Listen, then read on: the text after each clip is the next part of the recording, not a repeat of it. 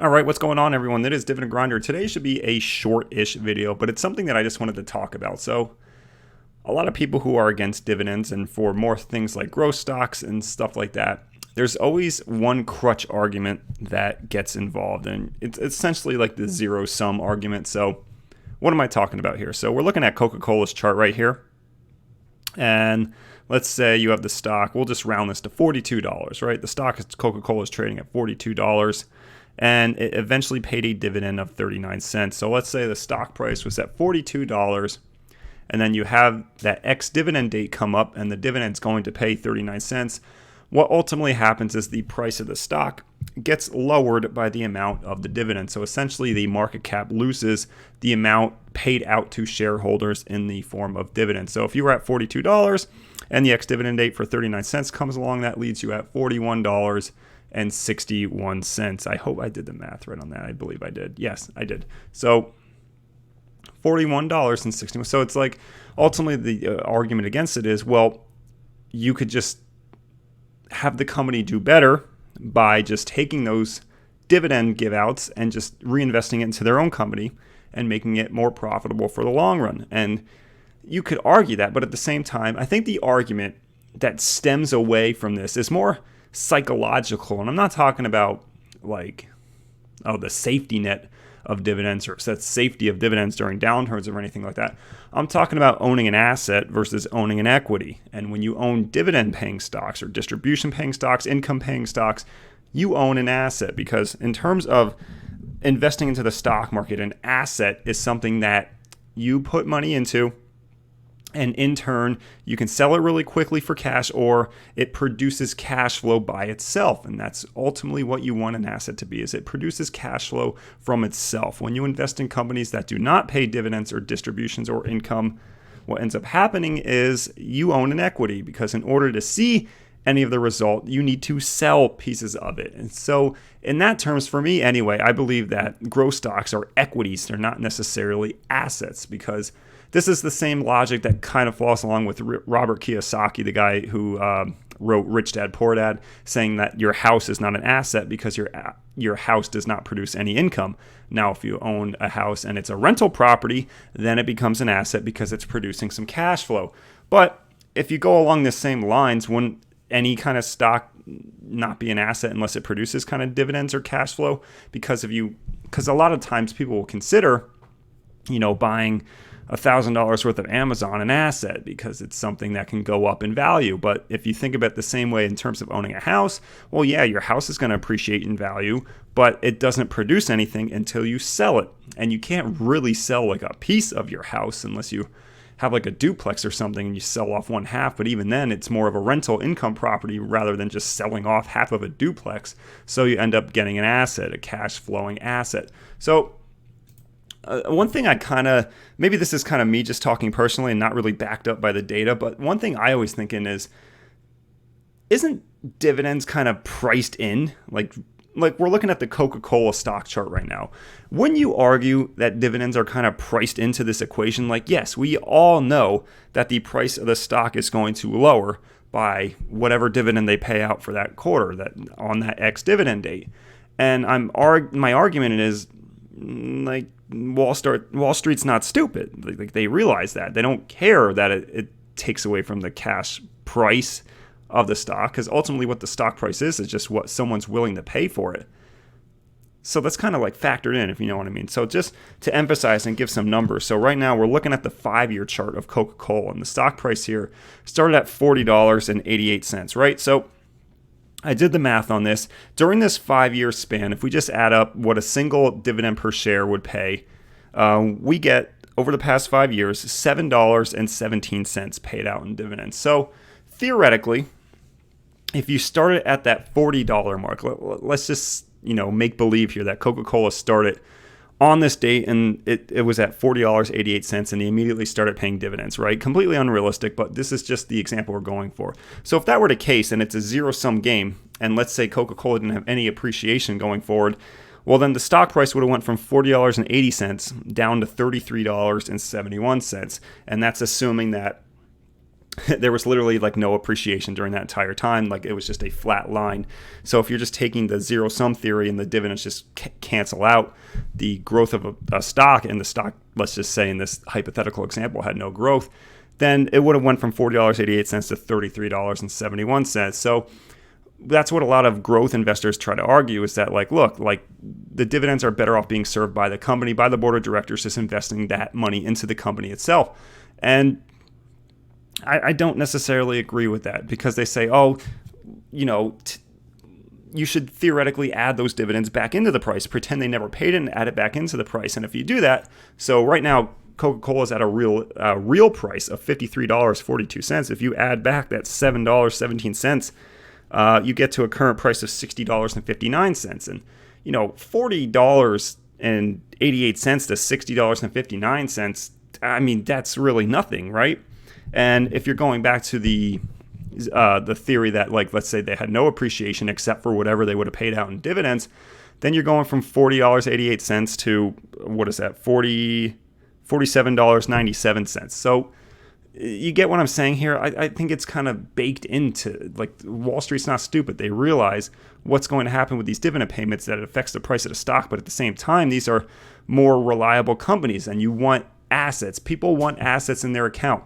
The whole argument for growth is that it's all about total return, right? Like there's the dividend irrelevance theory. I don't think that was Eugene Farmer or Kenneth Fox, but someone wrote the paper, the dividend irrelevance theory, which basically says whatever the title is, it's that dividends are irrelevant in terms of total annualized return, because like it's the zero sum theory where the price of the stock just gets lowered by the amount of the dividend paid out to its common shareholders.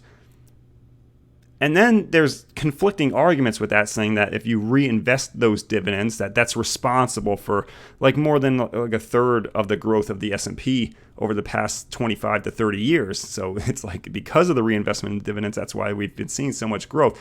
So it's kind of interesting to hear. Now, another argument from the growth side is that you can have share repurchases. And I mean, share repurchases, the company is in no obligation to pay those. And that's why you're kind of more dependent on dividends, because that's an actual asset. Even if they do, let's say you have a company that religiously pays or does share repurchases, which means the company is literally buying its own shares off the open market to reduce the amount of shares outstanding, and therefore making the share price more valuable.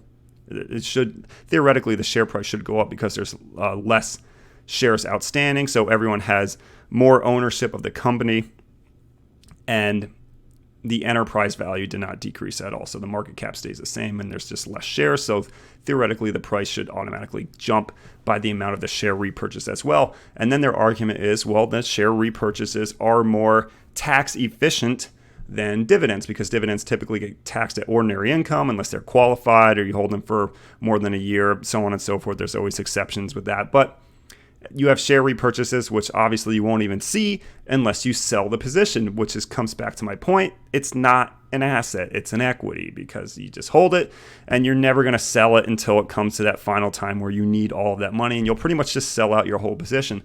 So you guys know I'm a big fan of Ben Felix. He's really got me into the ETF and index investing, just because every video he puts out, he has such good data to back it up. He has so many research papers. He does the work. The dude is really smart, and I would recommend anyone watch his channels, because you're going to learn. In this regard, it's not like I like totally disagree with him, but I would disagree with, first of all, you have to get in the ideology of a dividend investor, and that is the asset part of it, in that you need the cash flow. So his argument against that is that you could theoretically just sell off the amount of a supposed dividend each time that a dividend would be paid if you're in a growth stock. So let's say Coca-Cola didn't pay dividends, right? He's saying that, okay, the past 2 quarters it paid 40 cents, right? So why don't you just go into your account and then just take out like 40 cents per share every single quarter? Like, that would be the ideology that he's saying, is that, people are more comfortable not selling their assets and getting some return of capital rather than just selling off a piece of their appreciation, because they believe that, it's a mental thing. But my argument to that is, well, unless you have a brokerage like an M1 Finance that lets you sell fractional pieces of your shares, that's not realistic, right? If you have something like an Amazon, let's say you hit a home run with Amazon and bought it like 6 years ago, not even that long ago, and it went from $300 to like $1,800 where it's at now, and you wanted to theoretically make your own dividends out of Amazon, where let's say you want like $1 per share, and every 3 months or every mid-year you're going to just sell off $1 per share. You can't do it. You're going to have to end up selling whole shares unless you're lucky and you use a brokerage like M1 Finance that lets you do fractionals, or any other brokerages that let you sell fractionals. But very, very, very few brokerages do that in the entire world. So what I'm saying is it's not realistic to say like, oh, just sell off the amount of your equity to match that of a dividend. You're going to end up selling way more than you realistically want, or you're going to undercut it. Say you own like 500 shares, you're going to end up selling just one share of it, and at the same time it's like, well, I kind of want to reinvest it, and you can't really reinvest it. That's the glory of the dividend, because theoretically you could take the dividend and not reinvest it until that position is at better value, and you couldn't necessarily do that with like a growth stock unless you do it past 90 days to avoid that wash sale rule. But you can't, let's say like if Amazon's trading at 1,800 and you sell like 2 shares out of your 10 share position in hopes that it goes down even further, and then you rebuy 2 shares. I mean, what's really the point of that? Because you're ultimately just taking out the best part about Amazon, that's their appreciation. You're selling that appreciation. The best part about dividends is that they're assets. You don't need to sell it to keep getting cash flow into your account. Look, it's just a few thoughts that ran through my head. I always believe, like, maybe this is just me, but I always believe that the market just factors in dividends. Like, yeah, I know, like, from a technical standpoint, the price gets lowered by the dividend payout. But, like, Wall Street's not dumb. Like, they realize that these companies that are paying dividends, like a Coca-Cola for so many years, does it really matter? Like, the stock price is pretty much just going to jump up in the next, like, 2 days. That's what I've noticed about Coca-Cola, is that, like, Coca-Cola especially is a good one. There's a lot of blue chip companies that are like this, though. You'll see the ex-dividend date, and you'll see the stock literally go down by that amount. Usually it's not like cut and dry, like, oh, it's 39 cents. It went down 39 cents that next morning. And you'll see it go up like to the price that it once was, like extremely quickly, like less than a week. So it's like, I personally believe that the market factors this in, whether, the technical standpoint, the technical joy boys want to see that way or not. Maybe this was a little bit of a scatterbrained of a video, but to me, that philosophy just doesn't make sense, because I want to invest in assets, and you could argue like the cash flow way is not necessarily the most ideal way because your total return is less. But if you don't care about the appreciation, you just care about the cash flow coming into your account, I'm much better just not selling any positions and seeing that cash flow come into my account, rather than trying to get those home run growth stocks, something like a Roku or an Amazon back then, or a Netflix, or any of the FANGs back then, or a Domino's Pizza, which has been so dominant since the downturn in 2009. And, you're essentially selling off your winners, and that's the mentality of a growth investor: buy low, sell high.